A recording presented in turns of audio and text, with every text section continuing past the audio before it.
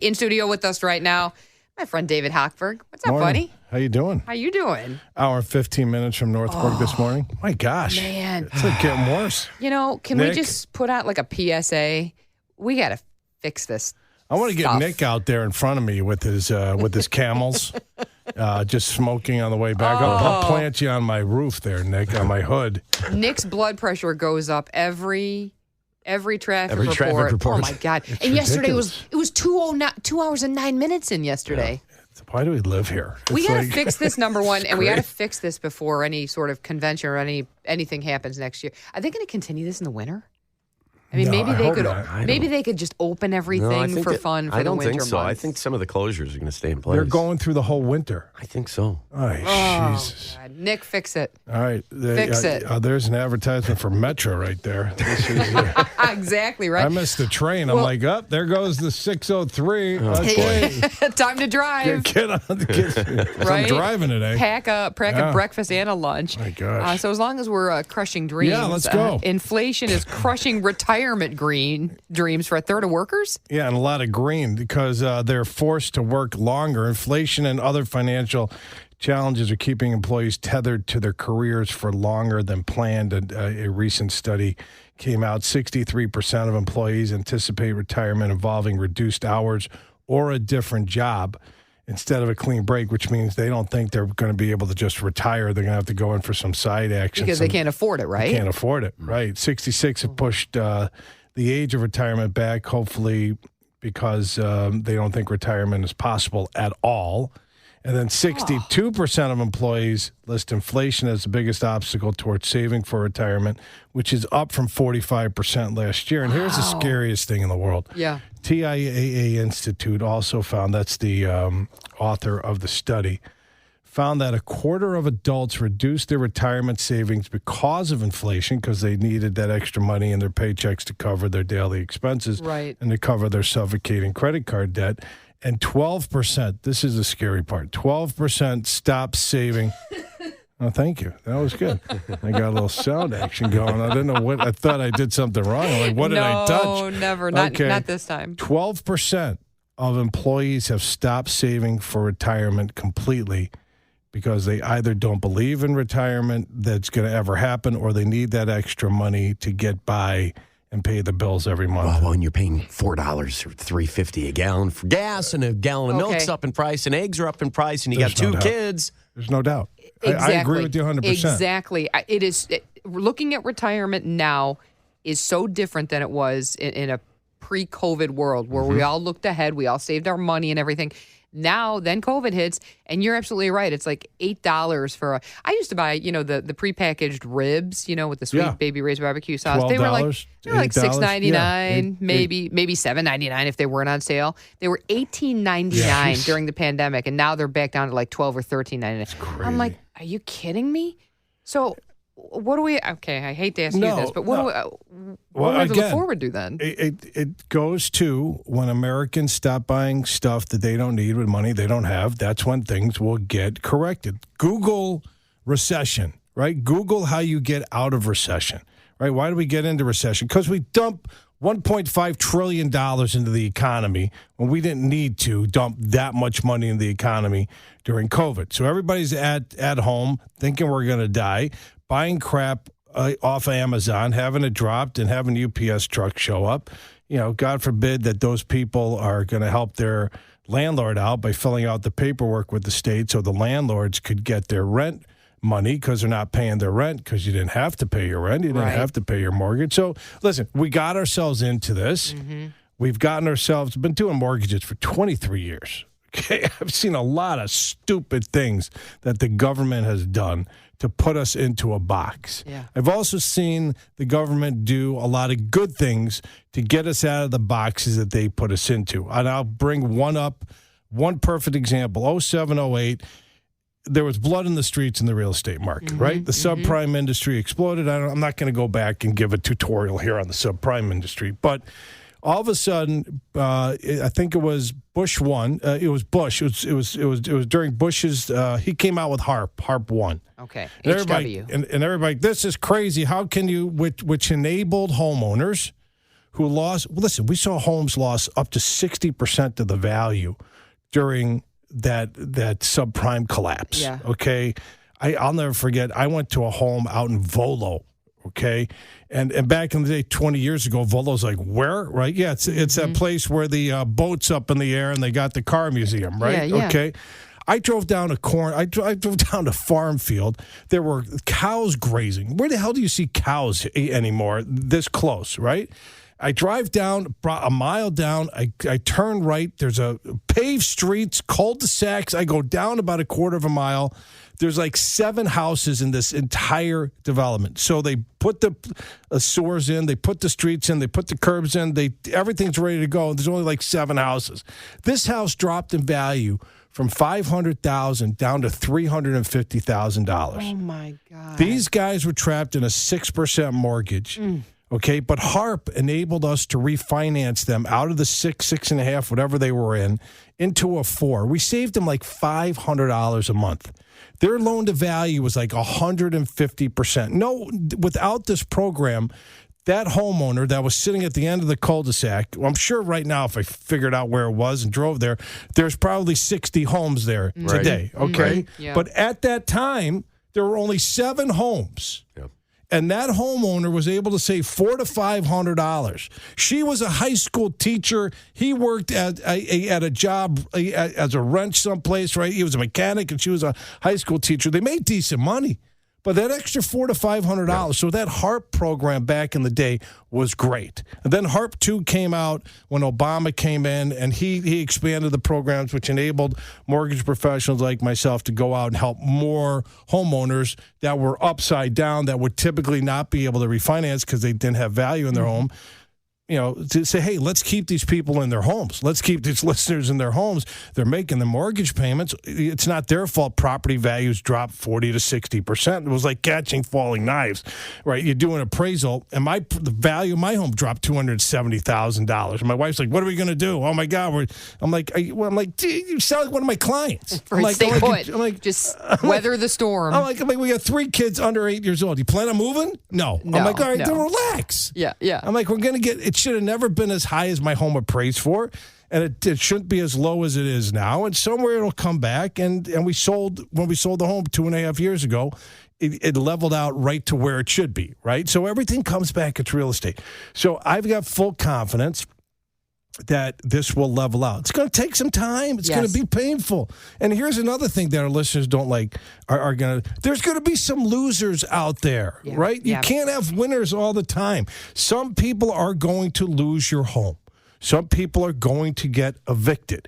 That is a normalized market. Sorry to be the cold-hearted capitalist son of a bitch on the radio this morning. No, but you're being the realist. That's the way the system works. Right. Okay, and the reason we are in the pot of crap that we're in is because we couldn't evict anybody, right? And we couldn't foreclose on anybody, which is fine. It helped those people out. Okay, great. But it didn't balance the market. It didn't balance the market. Right. And those individuals that own those homes that they had renters in that they couldn't evict because of all the rules of no evictions and all the stuff, they lost an opportunity to sell at the peak of the market. Okay, and they lost equity because the value started coming down, right? You can't sell a home when you've got a tenant in there that isn't paying rent. If it's a rent, well, you can. You're just going to sell it at a substantial discount because who the hell wants that headache? Right. Oh, yeah, I'm going to buy this 2-unit building here with 2 renters that aren't paying rent. With the guy in the basement. Yeah. That's really attractive. Right. Okay. Hold that thought. We'll continue our conversation with David Hochberg. There is a little bit of a light at the end of the tunnel. Sure. You have some news about seniors having lots of equity in their homes. Smokes, they have a lot of equity. This is a good story. I like this. Hang on for a second. We're going to continue the conversation with David Hochberg. And we continue our conversation with the great David Hochberg. All right, I teased this. Yep. I love this story. Seniors have lots of equity in their homes. Yeah, according to an organization you might have heard of before, the Federal Reserve, in the second quarter of 2023, homeowners aged 62 and older experienced a significant boost in their housing wealth, accumulated an additional, get this, $820 billion of equity in their home, raising the total to an approximate, this is experienced homeowners 62 and older, now have, according to the Federal Reserve, $12.69 trillion with a T dollars of home equity. Seniors are outliving their assets and the only assets that they typically have Are their is homes. the equity in their home. And that's why the calls for reverse mortgages that we are getting, that's why I started going heavy on reverse mortgage ads again, has tripled. Explain what that. Okay, reverse mortgage is. It's remember forbearance during COVID? Yeah. That's what a reverse mortgage is. Okay. You're deferring the mortgage payment. You get a mortgage statement every day. You get a mortgage statement every month, and you elect not to make the mortgage payment, and it gets added to your mortgage amount. That's essentially what a reverse mortgage is. It's three things. It's lifestyle. It's financial. It frees up the payment that you were sending into your mortgage company if you were making a mortgage payment that you could allocate for something else, maybe in home health care, which is anywhere from $6,000 to $12,000 a month. Maybe it goes to pay your real estate taxes and your insurance. Maybe it goes to retrofit your home to make it safer for you. Maybe you need to do some security systems. Okay, I know a lady right here in River North over by Portillo's, at McDonald's, right? Yeah. She bought the home 40 years ago, 3-unit building for like $225,000. It's now worth $1.6 million. Wow. But she's got to do like some upgrades, security. She's 80 years old. Yeah. Okay, she's the mother of a friend of mine. Okay, so all of you out there, reverse mortgages are scams, stop yourself, okay? You want to talk about reverse mortgages, call me, 773. Here's my cell phone number. I'm going to make it easier, 773-456-6526. You want to talk about reverse mortgages, call me. Instead of firing darts at me where I can't fire back because I don't know where you're at. You want to have a legitimate conversation about the benefits of this great product. So you got an 80-year young lady living in a 3-unit building. Right, now worth more than $1 million. $1.6 million. How do I know? Because we did an appraisal on her home. $1.6 million. She's an old Irish lady. You ain't moving that lady out of that house. No. Okay, so the people are like, why doesn't she leave and take the equity and go into retirement? You tell her that. Right. This is my mother's, my friend's mom. I'm not going to tell this lady who just built up over $100 million of equity over the past 40 years, living in River North or River West, whatever that is. Why would she want to move at this point? Ain't moving. This is her house. They're taking her out in a box. Yeah. Okay? Yeah. She's not moving. So she's going to take, we saved her $5,000 a month. Oh, my God. We eliminated a $3,000 mortgage payment. And from the equity that she had from the reverse mortgage, she's going to supplement her income with her Social Security and the rent she's getting by $2,000. Yeah. We freed up 60 G's a year for this 80-year young lady that lives right over there by Portillo's and McDonald's and Walgreens, right? Right. Okay, it's right there. Okay, it's right there. And if you want to talk reverse mortgages, just call you. Bring if you have an issue, Yeah, bring it. Jim I think it's great. Jim in Aurora has a question for you about reverse mortgages. Sure. Hey, Jim, thanks for joining us, buddy. Hey, Jimmy. You're very welcome. Good morning. Real quick, are there any penalties, and how does is the interest affected, or is that payment put at the end still at the same interest rate they have the mortgage with? Yeah, it's a great question. So I'll just give you the short version. If I could get Jimmy's number, I'll call him after the show. Yeah, hang on, Jim. We're going to get your number. number. It's based upon 100-year life expectancy. The older you are, the more money you're going to get. A 62-year-old is going to get less than a 92-year-old because they expect, it's an actuary table, okay? So the older you are, the shorter the term you got left, and they're going to give you more money. Okay, not to be grim or gruesome, but we're all going to die sometime, all right? So it's a 100-year life expectancy. So the older you are, the more money you get. Okay? It's based upon the equity of your home. So you got to figure, it's a calculation that all mortgage professionals use. What we do is we charge just basic costs. We don't jam you. If you want to call up Tom Selleck's company, and Tom Selleck, very attractive man, right? I got an ad running right now. Very attractive man. He's no David Hochberg. Very good actor, right? I'm not attractive. I'm visually impaired here. I'm visually challenged, and I can't act my way out of a paper bag. But I'll tell you what, when I talk about reverse mortgages, I don't have to read it off a teleprompter like Tom Selleck is on a backlot because he doesn't know crap about the product that he'll never need and he'll never use. So it's a 100-year life expectancy. It's based upon a formula. You could use the money for whatever you want. The money gets deferred. It gets added to the back of your loan. There's enough equity there when you take it out to hopefully it's not, you're not upside down. And when you die, and if you die or you sell your home, there's FHA insurance there to cover the shortage. So there's many benefits of this. It's an outstanding product. I know where you got to go. But can I just throw this out real quick? Please, yes. We are going through a very challenging market. in the real estate industry. Okay, in 2000, when COVID hit, rates dropped to the twos, and realtors and mortgage professionals had banner years in 20 and 21. Right. 22, rates started in the threes, they ended in the sevens. 23, rates started in the 7, we're hovering around 8. Yeah. Okay, it's knocked out a lot of realtors, it's knocked out a lot of mortgage professionals. They're doing something else.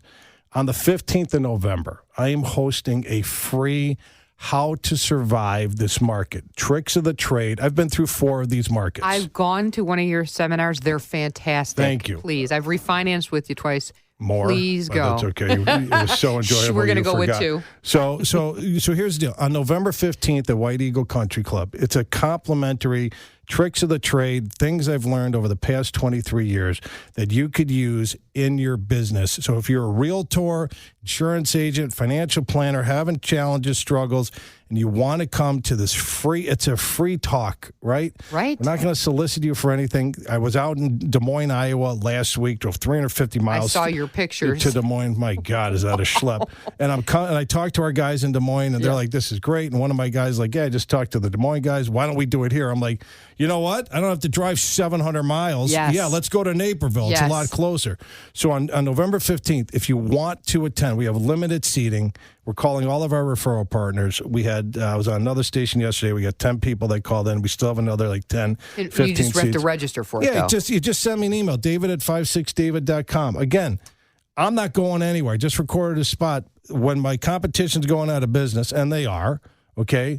And when you want to refinance or buy a home and you call your old mortgage professional and they're no longer in the business, we ain't going anywhere, right? Go to the seminar. Yeah, just check it out. I'm just talking to listeners. If you need a mortgage and your mortgage guy or mortgage gal is no longer doing mortgages, I'm not going anywhere. That's Team right. Hochberg's not going anywhere. We're going to be here. So if you want to check out some tricks of the trade I've learned over the past 23 years, send me an email, david@56david.com, and we'll hopefully there's enough room to get you in. On the 15th, White Eagle starts at 11. We're going to throw in a free lunch, too, complimentary lunch. I love it. Where else can you get a free lunch? Oh, yeah. Nowhere around here anymore, my friend. LS, and these guys aren't going to buy anything. Forget about it. You are the best. David Hochberg. Give the email one more time. David@56david. David@56david.com. David at the number 5, the number 6, David.com. Realtors, insurance agents, financial planners, if you want tricks of the trade I've learned over the past 23 years to keep your business going through this challenging time. Love to have you out there. I love you, and I love seeing you. Thanks, my friend. Have a great rest of your week and a great weekend. It's David Hochberg.